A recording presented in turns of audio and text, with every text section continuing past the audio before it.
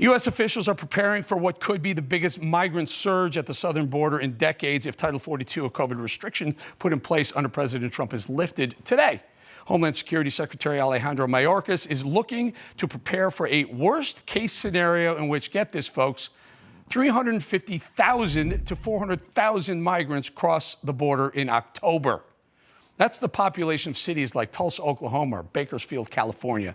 And it would nearly double the 21-year record reached in July when more than 210,000 migrants crossed the border. Think about that number. That clearly could be nearly 500,000 people at our border. Joining us to react is South Carolina Senator, my Senator Lindsey Graham. Senator, thank you for joining us.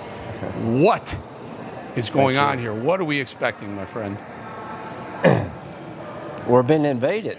We're being invaded by illegal immigrants who believe that they can get one foot in the United States under the Biden administration, claim asylum, they'll never be deported. Everything that Joe Biden and his administration is doing is sending a signal, come, you're welcome. No matter what they say, the border's not closed. But this is an invasion of legal immigration. It's a humanitarian disaster and a national security nightmare. How do they handle this, Senator? I mean, we saw 17,000 Haitians under a bridge, and they let them go into America. And we hear now 60,000 in Guatemala making their way north to our southern border right now as we speak. You're right, it is an invasion. Right. Well, it's an invasion, and here's what I want the President, Joe Biden, to do. I want him to get on national television and tell these people to turn around, go back, don't come. If he won't do that, then that's dereliction of duty. Between Afghanistan, where we abandoned American citizens and thousands who fought along our side, and now the surrender of the border to drug cartels and human traffickers, I think the guy deserves to be impeached for this. I really do. This is dereliction of duty at the highest level. So I'm calling on President Biden to address the nation, address the caravan, and say, turn around. And if he's not willing to do that, that tells you everything you need to know about his immigration policy. Senator, we have a letter sent by you to President Biden, and you say in it, one of the lines is, President Biden, you can still prevent further human suffering by sending a clear message to the caravan, quote, you must turn around. Failure to do so would be patently reckless. Do you think you will hear anything from Biden or the administration? No, I don't, but Senator Blackburn signed the letter with me. Here's what I'd like you to do, and I'm going to do. Let's track this caravan. Why don't you give your listeners an update every day of how many people they are, where they're at, and when they're supposed to arrive at our border. Let's make it real to the American people what's coming our way. Let's challenge President Biden to protect America, to secure our border, tell these people to turn around. You know, the American taxpayer is paying the last mile of this journey. They're paying coyotes and human smugglers to get to the border. When they get there, we pick them up and put them on airplanes and release them in the United States. Of the Haitians under that bridge, I guarantee you more than half were released in the United States. Yeah, and Senator, we have been doing that. In fact, we've been tracking one caravan that we know of. We believe they're mostly Haitians again, and they're in the Darien Pass right now, making their way north towards the southern tip of Mexico. We have been tracking them, and that's just a small number. That's 17,000 strong right now, and the estimates are 60,000 right now.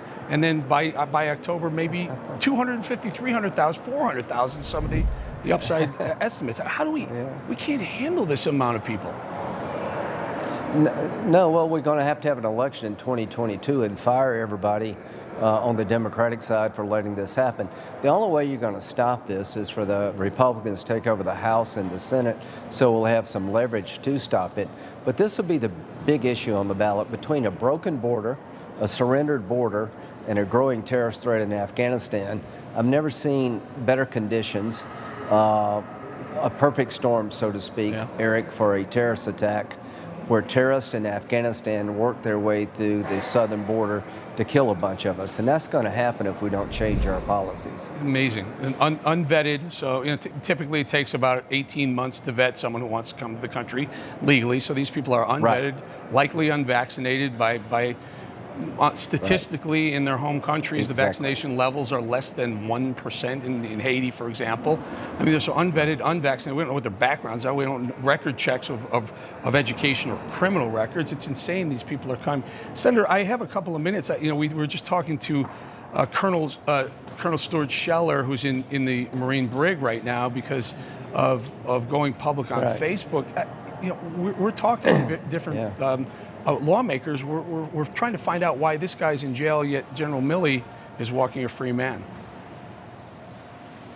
Well, number one, we have, good order and discipline is important in the military. You can have your own opinions, but we can't go around everybody criticizing everybody all the time. But why is the guy in jail? See, I used to be a military judge, a prosecutor, and defense attorney. You put somebody in pretrial confinement in very limited circumstances. So I think the colonel wants to resign. I think he's had it with serving in the Marine Corps. I respect his ability to air his views, and I actually agree with a lot of his criticisms. But in the military, you got to respect the chain of command. But I don't understand why he's in jail. What threat does he present? So let the man resign his commission and go on about his life. And we didn't know this when we kind of looked it up, Senator. Maybe you're a former JAG or a JAG, I guess you continue to be, or former. Yeah, I used to be. But is there no whistleblower clause in the military? Can't this guy say, I think I'm seeing stuff that could put Americans at harm, and therefore I would like to call attention to it? Go ahead. There actually is. There's an IG complaint system where you can report misconduct. And there's an actual system to report somebody derelict in their duty, somebody stealing, somebody doing bad things. And there's a system for that. But to constantly criticize the chain of command, no matter how much you agree with the issue, is something you can't do. There is a system, but I don't understand why this man's in jail. He served our nation in war. He's put himself at risk to protect America, and this seems to be a big overreach. Let him go on about his life and live his life, and while I agree with his opinions, we have to respect the chain of command. Absolutely, sir. Thank you again for your service and our freedom. Senator Lindsey Graham, thank you for being here. Thank you very much. You just watched Newsmax TV, America's fastest growing cable news channel, now in more than 70 million homes. You can get Newsmax TV on your cable system or check your cable guide. And if your system doesn't carry Newsmax, call them, tell them you want Newsmax TV, because we're real news for real people.